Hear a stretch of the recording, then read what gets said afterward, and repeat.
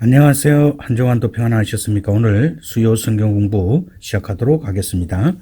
오늘 본문의 말씀은 로마서 10장 13절부터 21절의 말씀이 되겠습니다.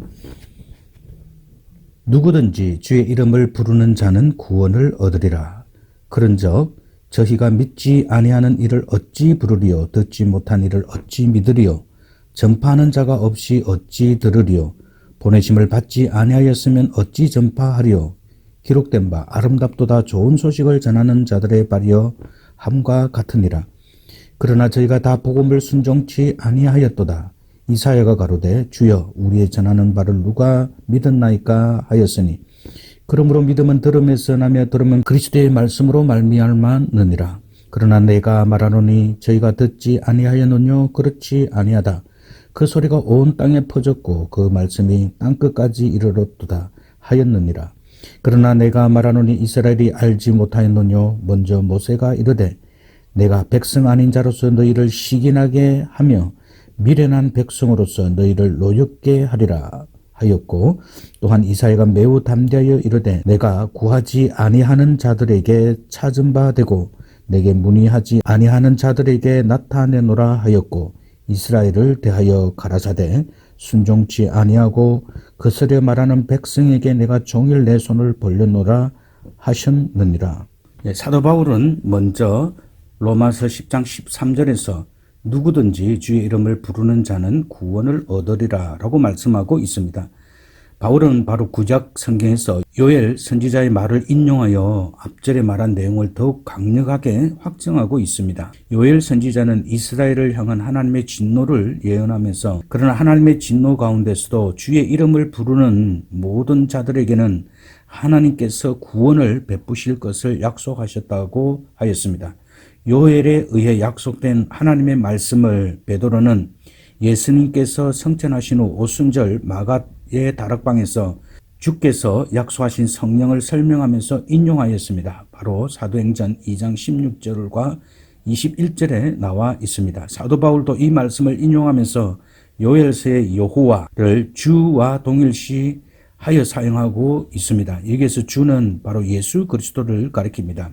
바울은 예수 그리스도에게 주라는 칭호를 사용하여 구약에서 바로 여호와가 곧 예수 그리스도와 동일한 하나님이심을 말하고 있습니다. 이것은 주의 신성을 부인하는 자들에게 강력한 증거가 되게 하며 또한 이스라엘과 맺은 언약을 통한 하나님의 구원과 그리스도 안에서 이룬 구원 사이에 완전한 연속성이 있음을 강조하고 있습니다. 여기서 주의 이름을 부르는 자란 주께 대한 신앙을 고백한 자, 곧 주를 믿는 자를 가리킵니다. 이와 같은 자는 바로 하나님께서 주시는 칭의를 받아 구원받은 자로서 부끄러움을 당하지 않게 됩니다. 그리고 10장 14절에는 바로 저희가 믿지 아니하는 이를 어찌 부르리요? 라고 말하고 있습니다. 바울은 이제 복음을 확장하여 세계적으로 복음을 선포해야 할 필요를 역설하고 있는 것입니다. 그래서 그런 믿음과의 관계에서 제일 먼저 예수 그리스도를 부르는 것을 언급하고 있는데 이 양자 간에는 밀접한 연관성이 있기 때문입니다. 주는 신뢰하고 믿을 만한 분이며 죄인들을 구원하여 주실 수 있는 분이라는 확신이 없다면 주님을 부른다는 것은 무의미한 것입니다. 결국 주님을 부른다는 것은 주님을 믿는다는 것과 같은 의미입니다.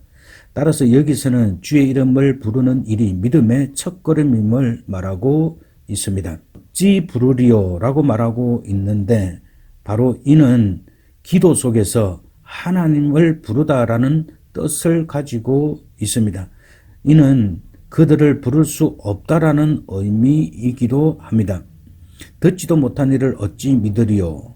바울은 두 번째로 그리스도를 믿는 일은 그리스도에 대하여 듣는 것으로 일어난다고 말하고 있습니다. 바울은 계속해서 이 의문법을 사용하여 우리들에게 질문을 하고 있습니다. 인간은 복음을 받아들이든지 거부하든지 하려면 먼저 그 복음을 들어야 합니다. 초대교회 당시 대부분의 사람들의 복음을 믿게 되는 것은 바로 메시지를 듣는 것이었습니다. 비록 소수의 교회가 바울의 서신을 받기는 하였지만 성경이 문자와 글로 읽을 수 있는 기록으로 갖춰지지 않는 상황에서 복음의 내용은 다른 사람들이 들을 수 있도록 구두로 전달되어야 했습니다. 이러한 일은 성경 전 시대에 걸쳐 일반적으로 계속 행하여서 내려왔습니다. 왜냐하면 전파된 말씀을 통하여서 하나님께 대한 참된 지식과 신앙을 얻을 수 있기 때문입니다. 그러므로 말씀 전파는 하나님께서 그의 뜻을 전하기 위하여 만들어 놓으신 전형적인 방법이 되었습니다. 전파하는 자가 없이 어찌 들으리요. 바울은 그리스도를 믿기 위해서는 복음의 메시지를 선포할 사람이 반드시 존재해야 함을 말하고 있습니다. 바울은 사도나 전도자의 직책을 중요시하고 있습니다. 그 이유는 하나님께서 그들을 통하여 그리스도의 구속의 능력을 증언함으로써 그 복음의 메시지를 듣고 믿는 모든 자들에게 긍휼을 베푸시기를 원하기 때문입니다. 여기서 전파자라는 말은 바로 특별한 직책이 있는 사도들이나 전도자를 가리키는 것이 아니라 말씀을 전파하는 모든 자를 의미합니다. 이 전파자라는 말은 바로 전파다, 알리다라는 뜻으로 이것은 왕이나 사령관의 메시지를 공개하여 알리는 전령의 행위로서 전령은 왕이 명령한 그 외에 말을 가감할 수 없으며 단지 왕의 명령을 자신의 음성으로 대언하는 역할만 하였습니다. 그리고 오늘 바로 로마서 10장 13절과 15절은 아주 중요한 원리가 하나 들어있는데 바로 전도의 과정이 소개되어 있습니다. 먼저는 이 복음은 바로 보내심, 샌딩, 파송이 있어야 합니다.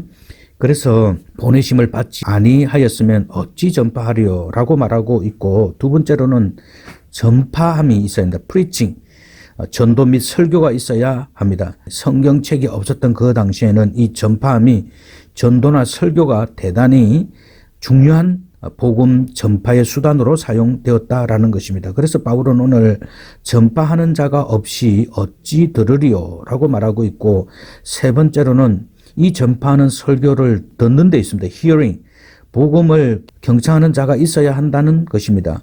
듣지도 못한 이를 어찌 믿으리요. 그래서 전파하는 자가 있지만 듣지 아니하면 이 복음의 역사는 일어나지 않는다라는 것입니다. 그리고 이 복음이 전파된 그것을 통하여서 들은 자가 바로 믿음, believing, 예수에 대한 신앙을 고백하게 되는 것입니다. 그런즉 저희가 믿지 아니하는 이를 어찌 부르리요 라고 말하고 있습니다. 이 복음을 듣게 되면 바로 예수 그리스도의 신앙을 갖게 된다라는 것입니다. 그리고 마지막으로는 부르심, calling, 다른 말로 하면 신앙 고백입니다.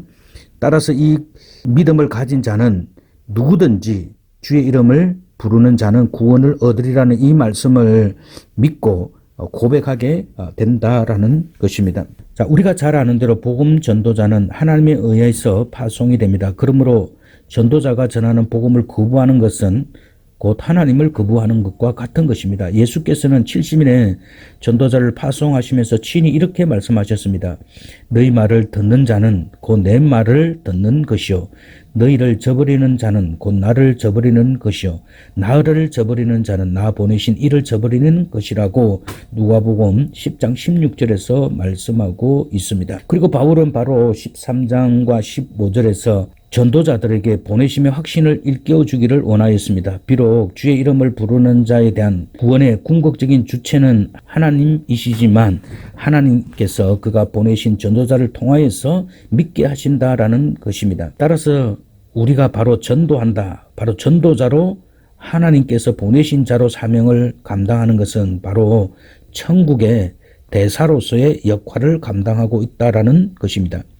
그리고 모든 예수 그리스도를 믿는 사람들은 천국의 대사직을 잘 수행하여 예수 그리스도의 복음을 전파하여야 합니다. 하나님께서 바로 이런 복음의 말씀에 순종할 때 예배소서 3장 20절에 말씀하신 모든 필요한 것과 또 능력과 지혜를 넘치게 공급해 주시는 것입니다. 바울은 특별히 오늘 로마서 10장 15절에서 전도자를 예찬하고 있는 것을 볼 수 있습니다. 바울은 먼저 이사야서 52장 7절로부터 인용된 아름답도다 좋은 소식을 전하는 자들의 발이여라는 말로 전도자를 예찬하고 있습니다. 이 인용된 이사야서 성경 구절은 바로 포로 상태에서 해방되었다는 소식을 전하는 파발군을 예찬하는 말씀입니다. 마찬가지로 오늘날 복음을 전하는 전도자는 죄와 사단에게 포로가 되어 영원히 멸망당해야 할 인생들에게 참 자유와 생명의 소식을 전하는 바로 영적인 파발군이 됩니다. 사실상 소식을 전하는 파발군의 발은 오랜 여행으로 인해 먼지로 더럽혀지고 냄새가 날 수밖에 없습니다. 그럼에도 불구하고 그 발은 아름답기만 합니다. 왜냐하면 그가 전하는 복음으로 말미암아 수많은 심령들에게 구원과 생명의 소식이 전해지기 때문입니다. 우리는 한번 이 말씀을 놓고 우리 자신에게 우리의 발은 무엇을 하는데 사용되고 있는가를 한번 점검해 보아야 합니다. 범죄를 저지르는데 사용되고 있지는 않은지, 아니면 우리가 가는 곳마다 예수 그리스도의 향기를 풍김으로써 아름다운 발을 소유한 자들이 되고 있는지, 우리는 우리 자신들을 항상 이 말씀을 통하여서 잘 살펴볼 수 있어야 합니다. 하나님께서 가장 기뻐하시는 걸음은 바로 아름다운 복음의 소식을 들고 그 영혼을 사랑하는 마음으로 다가가서 예수 그리스도의 복음을 증거하는 일이다고 우리는 생각할 수 있습니다. 자, 그러면서 바울은 16절에서 전도자에 의해 전파된 복음에 대해서 유대인이 어떻게 반응하였는가를 설명하고 있습니다. 결론적으로 유대인들은 전파된 복음을 대부분 믿지 않았습니다.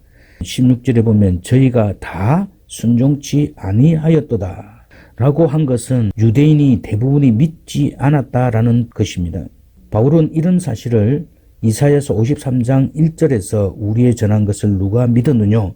여호와의 팔이 네게 나타났느뇨의 말씀에서 주여 우리의 전하는 바를 누가 믿었나이까? 라는 구절을 인용하여 밝히고 있습니다.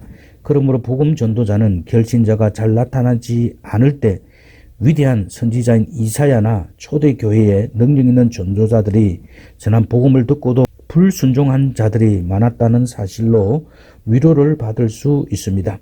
그리고 비록 복음을 듣는 사람이 그것을 받아들이지 않더라도 계속하여 복음을 전하는 일에 힘써야 할 것입니다. 디모데후서 4장 2절에서는 너는 말씀을 전파하라. 때를 얻든지 못 얻든지 항상 힘쓰라. 범사의 오래 참음과 가르침으로 경책하며 경계하여 권하라. 때가 이르리니 사람이 바른 교훈을 받지 아니하며 귀가 가려워져서 자기의 사육을 좇을 스승을 많이 두고 또 그 귀를 진리에서 돌이켜 허탄한 이야기를 쫓으리라 라고 말하면서 그러나 너는 모든 일에 근신하여 고난을 받으며 전도인의 일을 하며 내 직무를 다하라 라고 우리들에게 권면해 주고 있습니다. 따라서 복음 전도자들이 해야 할 일은 오늘 4장 2절에서는 첫 번째로 복음 전파에 항상 힘써야 합니다. 두 번째로는 사람들을 경책, 즉 실수와 허물을 깨닫게 해야 하며 세 번째로는 사람들의 범죄에 대해 경계, 즉 엄하게 징계해야 함을 말하고 있습니다. 네 번째로는 사람들을 권면해야 합니다. 즉 잘못된 성도들을 징계만 해서는 안 되며 사랑의 정신으로 위로하고 권면해야 합니다. 4장 3절에서 바로 귀가 가려워졌다는 말은 신약 성경에서 오직 이곳에만 나오는 표현으로 귀를 적게 하고 자신의 타락한 본성을 충족시키는 거짓된 듣는 것을 좋아하는 사람들의 그릇된 자세를 가리킵니다. 그리고 사람들은 4장 4절에서 말하는 그 허탄한 이야기 듣기를 좋아합니다.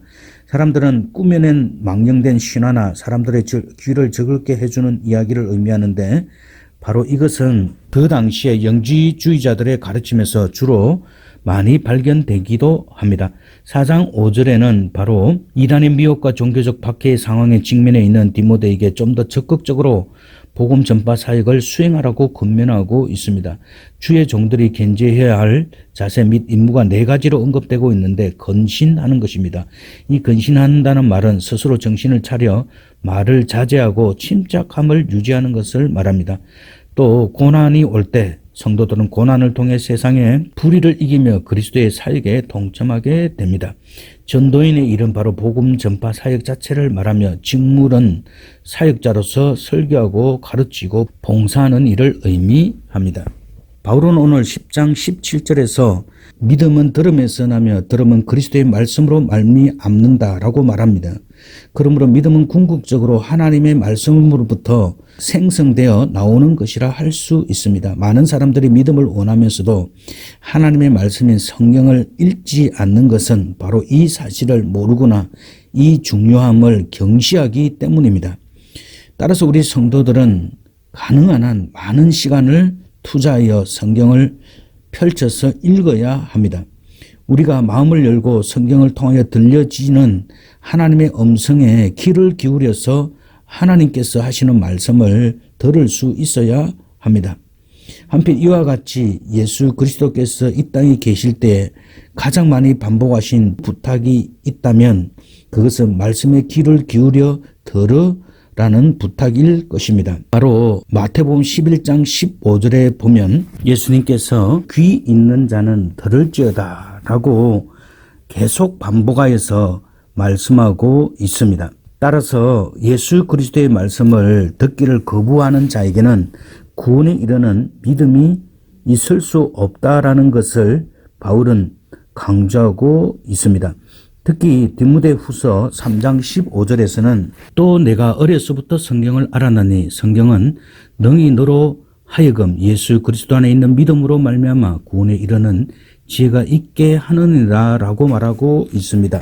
바로 이것은 하나님께서 인간에게 주신 성경은 인간에 대한 하나님의 자기 희생적 사랑이 나타난 특별 계시로 인간에게 구원과 선한 삶의 길로 제시해주며 인간의 심성과 근본을 근본적으로 변화시킬 수 있는 유일한 책임을 말하고 있습니다.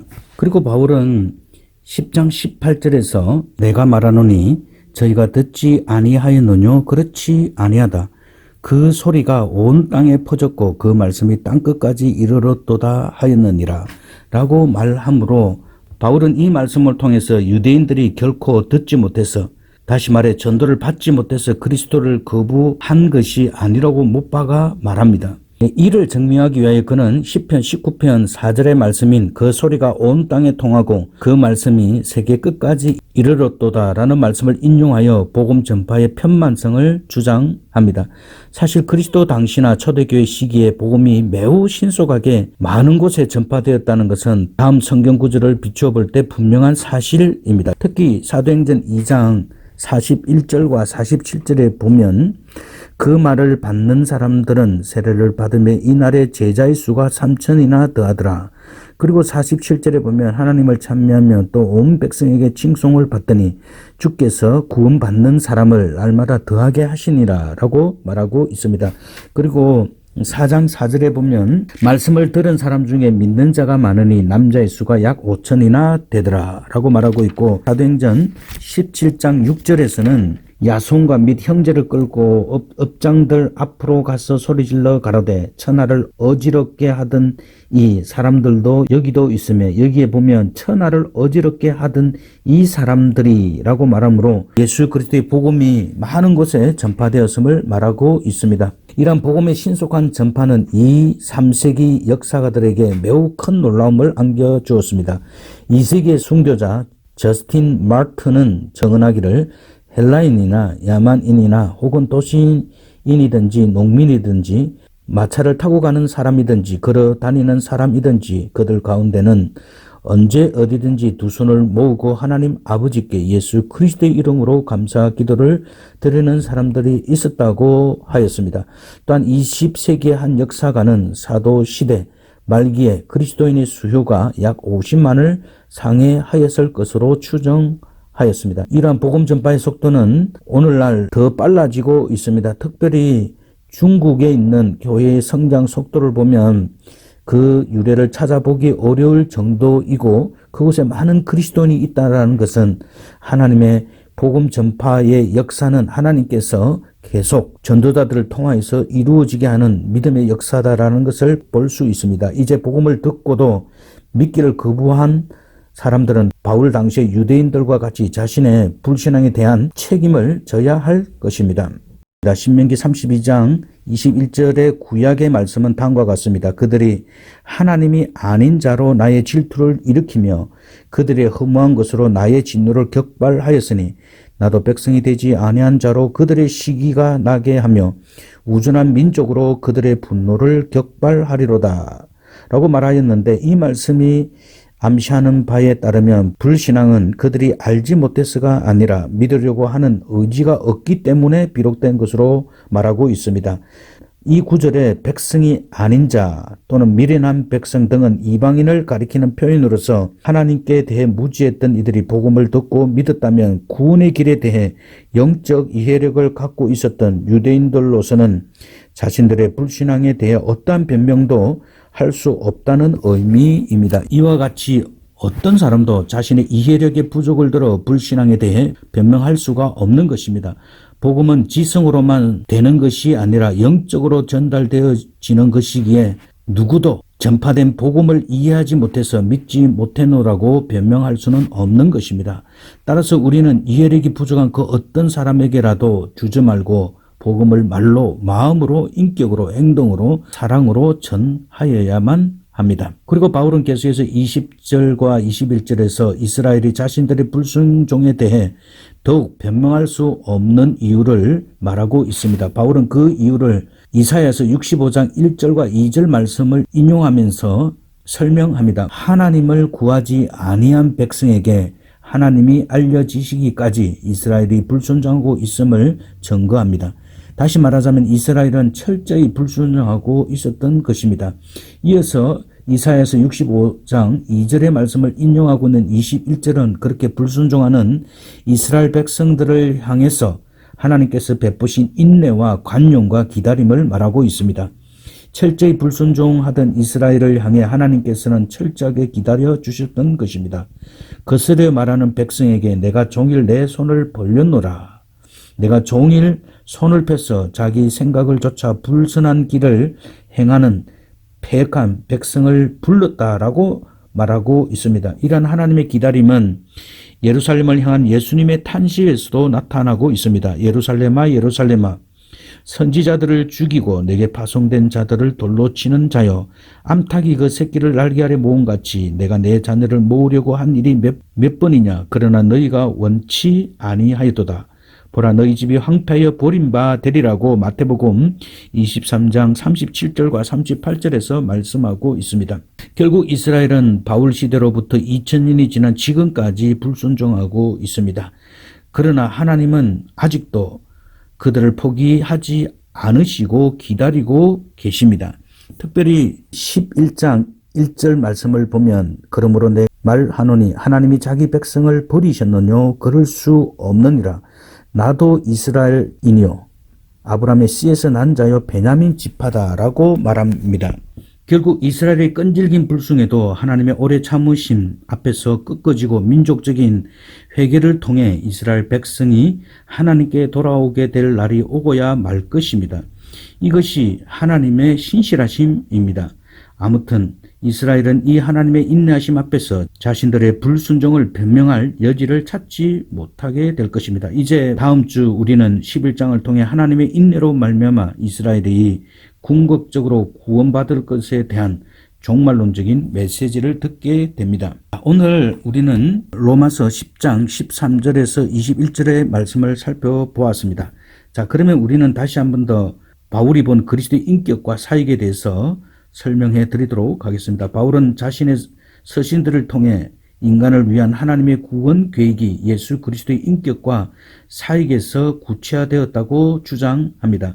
특히 갈라디아서 4장 4절과 5절에 보면 때가 참에 하나님이 그 아들을 보내사 여자에게 나게 하시고 율법 아래 나게 하신 것은 율법 아래 있는 자들을 속량하시고 우리로 아들의 명분을 얻게 하려 하심이라.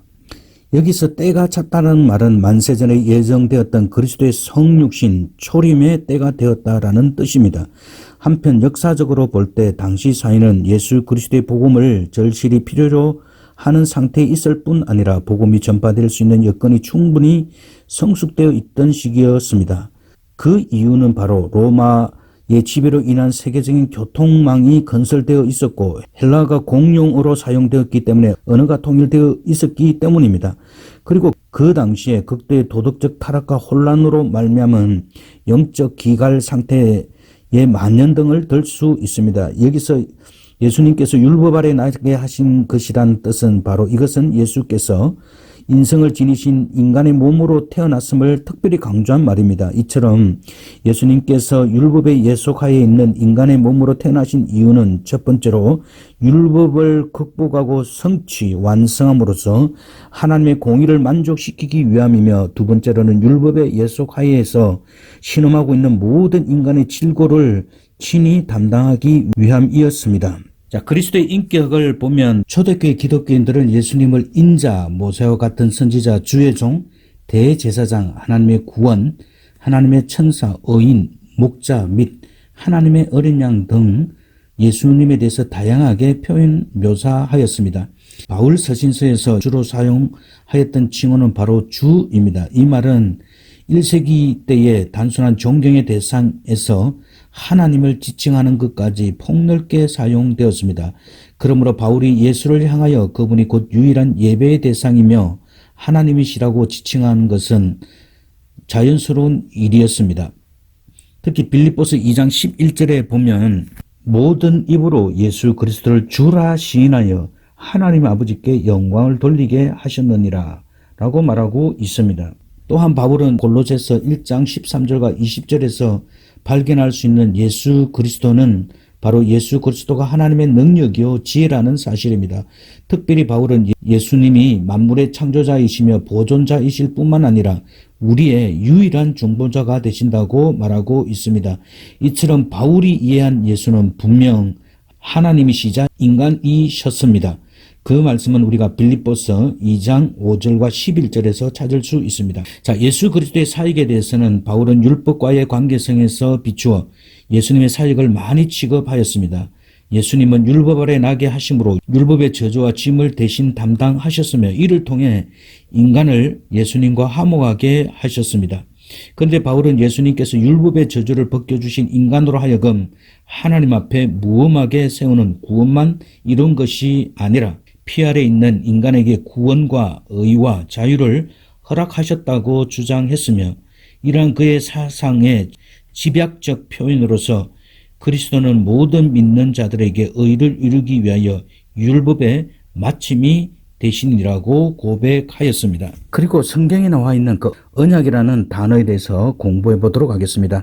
먼저 출애굽기 19장 5절에 보면 세계가 다 내게 속하였나니 너희가 내 말을 잘 듣고 내 언약을 지키면 너희는 열국 중에서 내 소유가 되겠고, 여기에 바로 내 언약을 지키면 이라는 단어가 나와 있습니다.